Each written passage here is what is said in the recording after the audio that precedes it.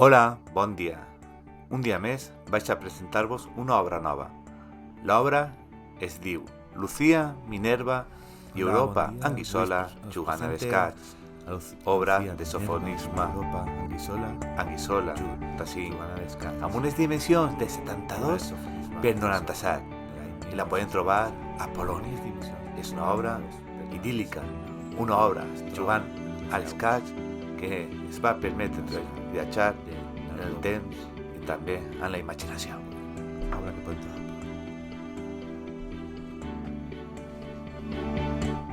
L'obra representa una escena familiar on podem veure a Helena i Minerva jugant a l'escacs.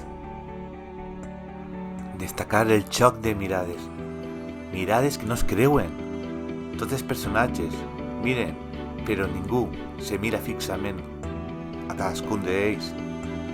Podem veure com la xicoteta Europa està rient-se i com la seva germaneta Minerva, que adivinem que ha perdut en el joc, està sorpresa amb la germana major, amb Helena, que a la volta busca l'aprovació de la pintora, a la que dirigeix la pintura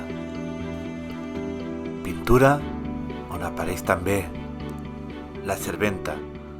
Apareix observant l'escena i és probablement Cornelia Appiani, la que pocs anys després viatjarà en sofonisme en el seu viatge a Espanya.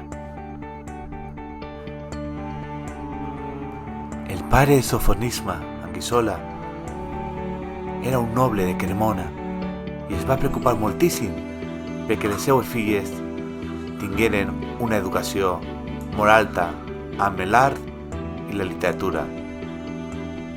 Això va permetre que Sofoniva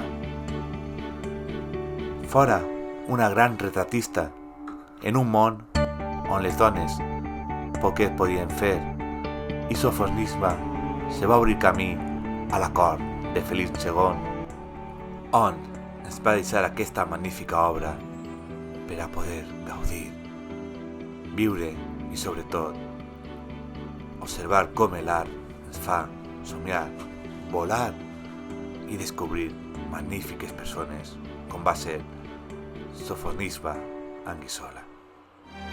Magnífica obra per la que podem ara treballar, gaudir i sobretot recordar el paper de Sofoniva